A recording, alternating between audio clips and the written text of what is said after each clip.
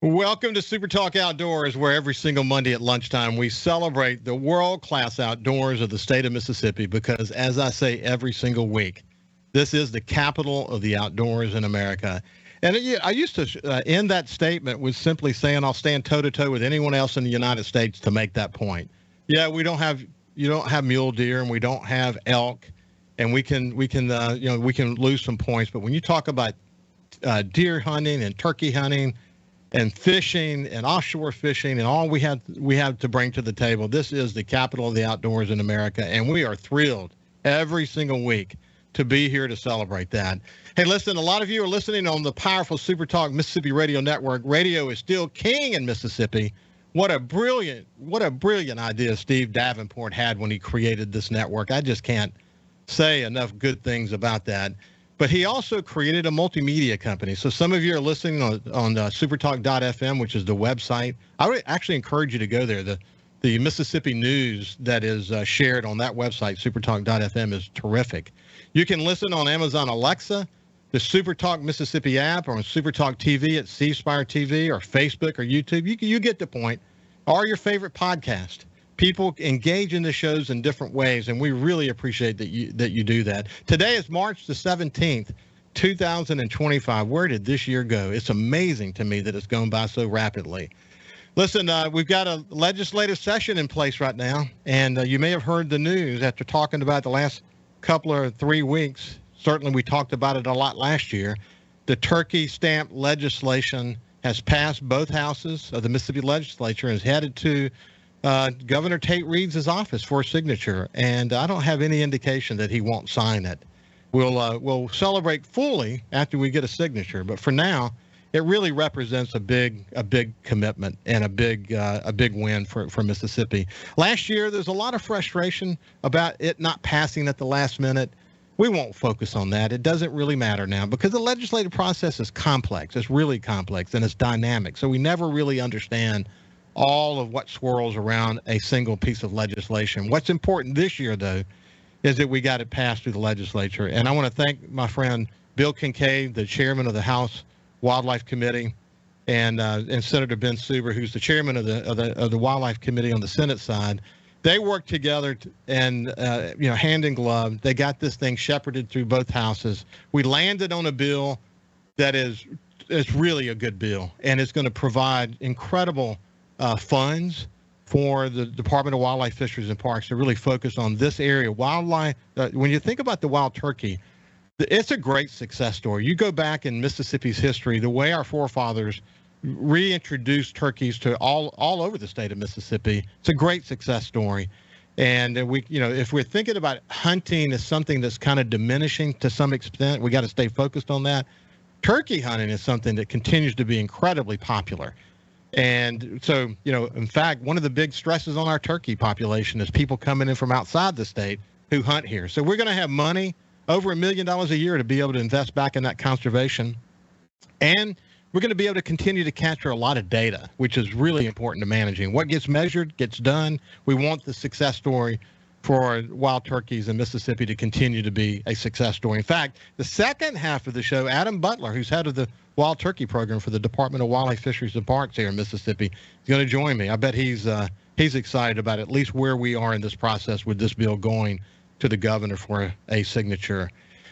So with all that said, I am thrilled today to have, for the first half of the show, my guest, Senator Ben Suber, who's the chairman of the Wildlife Committee on the Senate side. We had the opportunity to visit a little bit before the show started, and I'm thrilled to get to know him better, and I'll give you an opportunity today to get to know him better as well. Ben, how you doing, my friend?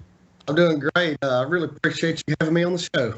Yeah, it's really good to see you. Listen, I like to start with this. We're going to get into where you went to school and where you grew up and all of that, and where you live now. I think it helps to be from a small town that have had all these different roles that you've had as a lawyer in a community. You really understand from so many different perspectives the stress on the rural community of Mississippi, and you bring that passion to your job, and it's great to see that. But before we get into all that, let's talk about the important stuff. You love the outdoors, don't you, my friend? Absolutely.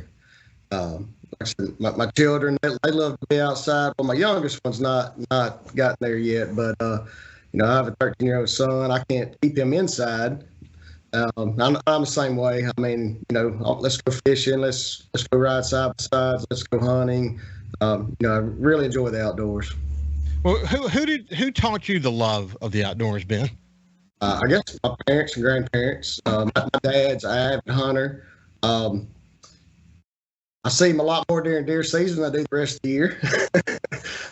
Grandparents, same way. He'd take us fishing. We'd, just go out on the farm. It was always an outside adventure. We didn't sit in the house growing up.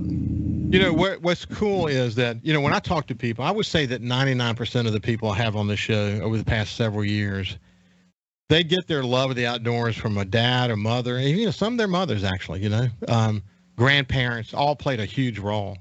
But that small percent that didn't get it from them got it from a friend, or someone who just kind of reached out to them when they were young and said, come on and join in. And whoever that was created a hook, and then they were caught at that point and then fall in love with it. So I don't care how you get there, as long as you get there. And what you learn, Ben, when you fall in love with the outdoors in Mississippi is that the opportunities to enjoy some of the best outdoor activities in the world are right here in Mississippi. That's something to behold, isn't it? I agree. I think Mississippi is definitely a secret to that, to other states. I'm fine keeping it that way a little bit. We've got some of the unbelievable resources. We've got some of the best fishing in the world, I think.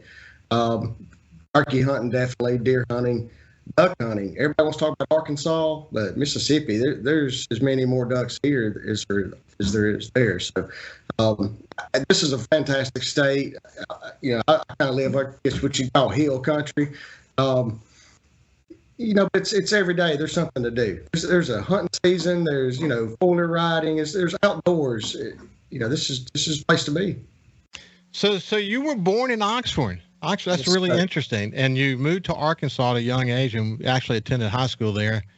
Went to Arkansas State and eventually to Mississippi State University. Tell me a little bit more about growing up and all of that.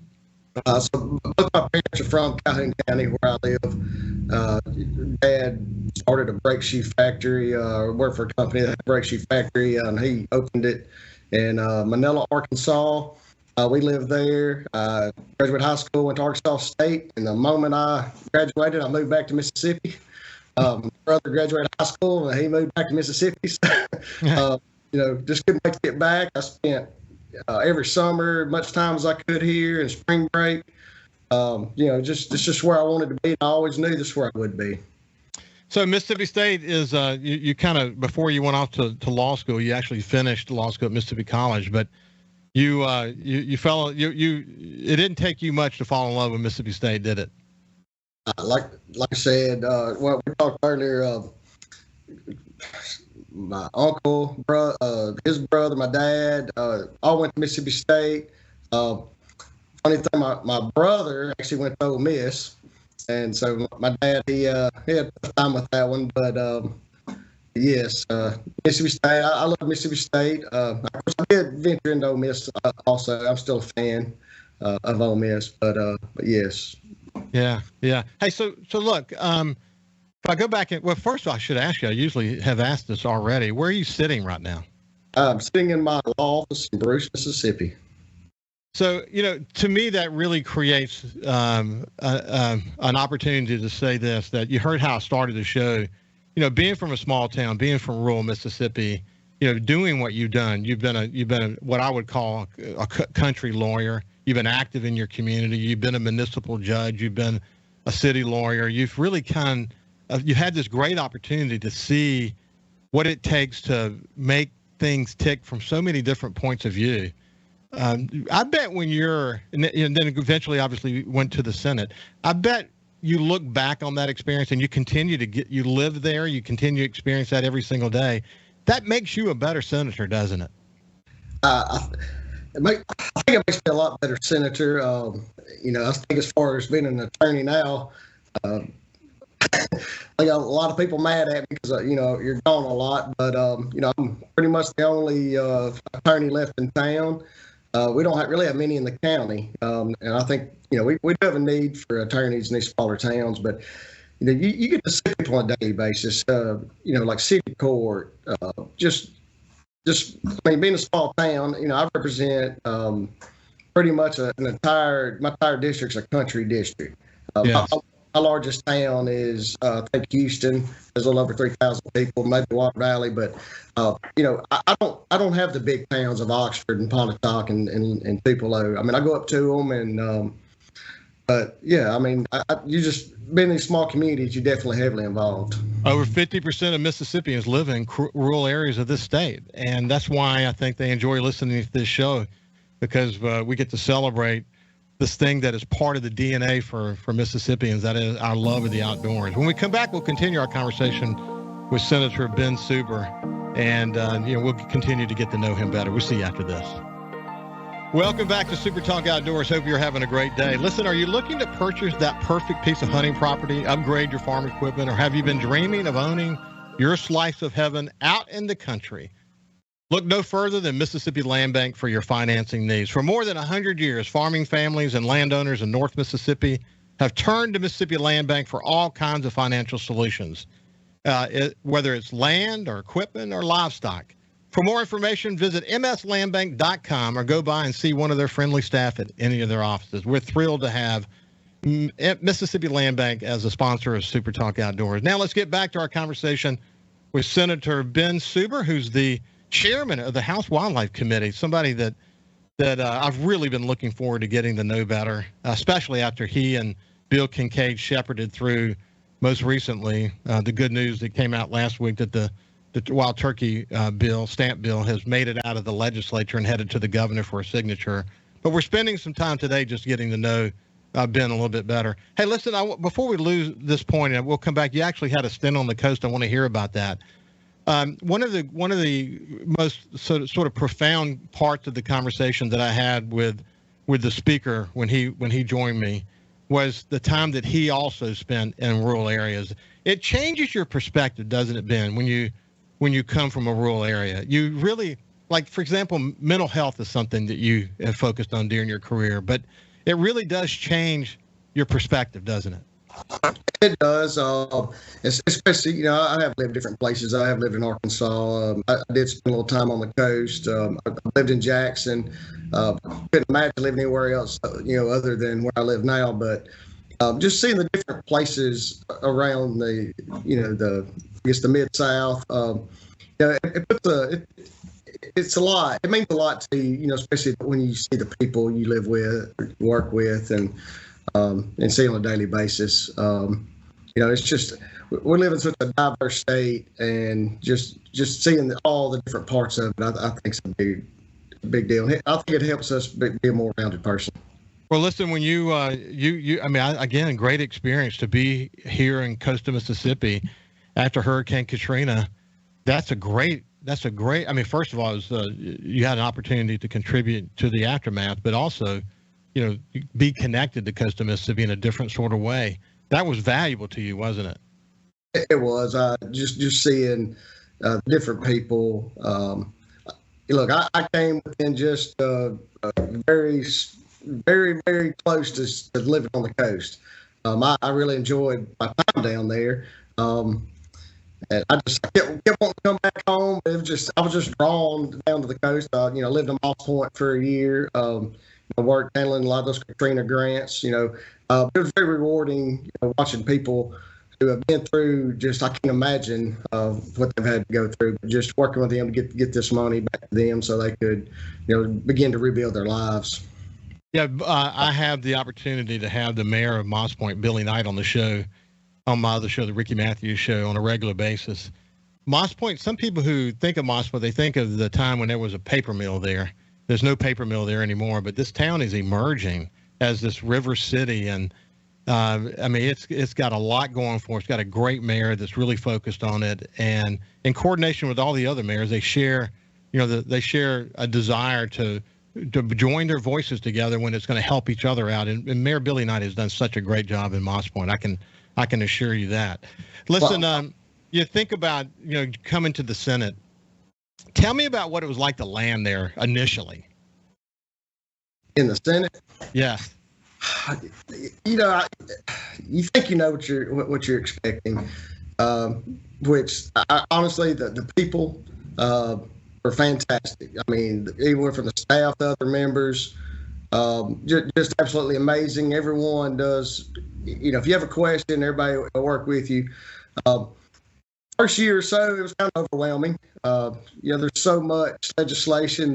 I think being an attorney did kind of help, just because you're used to reading that kind of language, but it just, it's like you're drinking from a fire hose. I mean, you're just trying to take it all in, and you're trying to do what's best for your people, people in your district. But it just gets to be a lot. But you just have to just calm down and go through it slowly and just kind of settle in. But when you think about what you've had experience there doing, if my list, I'm not going to read the whole list, because every senator over the course of their time, you've been there 5 years, has had so many different ways they can contribute, because the Senate as a body is small, so it's not unusual for you guys to serve on numerous committees, and that can be a challenge, I know. But you've had appropriations experience. What a great opportunity to sort of see how it all works, to be on the appropriations committee, or the agriculture committee. The role that agriculture plays in the state is often not completely well understood, but my gosh, is it an economic engine? And these days, lots of challenges, man. I mean, how often do you think about the ag area and the current challenges that they're facing? My farmer friends, for example, are big time farmers in the Mississippi Delta, and it's gotten tough, man, with the global situation and pricing and the cost of doing business and all of that. I bet you think about that a lot. I agree with you. I live in a huge agricultural area. We sweet potatoes is the big crop in our area, but we still have multiple crops. But a lot of these farmers are struggling. I mean, their inputs are vast exceeding what they're bringing in as far as revenue. A lot of our soybean prices are the same as they were in the 70s. And our expenses have gone way up, and a lot of them are struggling. And there's been a lot of legislation or a lot of discussions this year about what we can do to help them. I'm not on the agricultural committee anymore, but I still am heavily involved with it. Yeah, I know you are. Listen, we're talking with Senator Ben Suber, who's the current chairman of the Wildlife Committee, on the Senate side. By the time you served as vice chair for a period of time, and then you became chairman, by the time you got into that role, you had the accumulation of all the experience put you in a terrific position to be able to advance the ball forward. And under the Wild Turkey bill had a lot of it almost didn't pass, but there's a lot of reasons for that. It's not always easy to get bills passed that have money attached to them. That's just the way the legislature works, especially on the conservative side of the Senate. But I want to commend you publicly. You did a really terrific job of communicating with me during that process, and I appreciate that. What I saw in you was a commitment to not let politics or things that you can control get in the way. You were very focused on getting this bill through, and you had a passion for it, and it really came across in our communication. So I appreciate your leadership during that time. Well, I appreciate it. I really want to thank Representative Kincaid. He and I have been good friends. I know he's worked hard on this the past few years. He and I both have talked enough that we don't get into all the Senate and the House and who's fighting and who's right and who's wrong. I mean, what we're both discussing, we want to get good policy. Yeah, we both wanted to get something out there that the people are wanting. The National Turkey Federation, the Mississippi Federation. I think Turkeys for Tomorrow. So 79-80% of the turkey hunters wanted this legislation. I think some of the 20% live in my district, and a few that are not real excited about it. But once you look at the revenue that's going to come in from this, I think it's going to be great. Our wild turkeys here are, I would say, hands down better hunting than anywhere else in the world that I know of. Yeah, it is tremendous, and you think about you go back to what our forefathers did to introduce wild turkeys all over the state, and the work that the Department of Wildlife, Fisheries, and Parks have done over all these years to try to track it to the best of their ability and understand it. And people who might push back a bit on paying the $10 fee and buying the stamp, I hope that they'll reconsider their pushback a bit. And I think they will in time when they begin to understand that the money that gets pulled is going to come right back to the resource in a way that's going to help us hopefully continue to have this great success story around the wild turkey population in Mississippi. The data that's going to come out of it is going to be really important. The good news is that $100 stamp will be paid for people coming in from outside the area. And I looked this morning on SuperTalk Outdoors page. Someone commented that it ought to be $150. You know, they want the people coming in from outside to pay more. Look, I had people say, hey, there needs to be $1,000. We don't want all these out-of-state folks in here, but they bring a lot of revenue to our state. And I'm going to tell you, I'm excited about this. I think this is going to be really good legislation. I'm really excited about the money and the open opportunities. One quick thing I was going to say, I did speak with Mississippi State University. They are really excited about this. They're really excited about having possible additional funds for revenue in order to open, so they do more research. Listen, it is undeniable the role that Mississippi State has played in our management of the resources, the conservation and outdoor resources for Mississippi is unbelievable. We're so lucky to have them here. But we're out of time for today. It's been a pleasure to spend some time with you, Ben. Hey, thank you so much for giving me the opportunity to speak with you. This has been great. It's been Ben Suber. When we come back on the other side, Adam Butler is going to join us. We'll see you after this.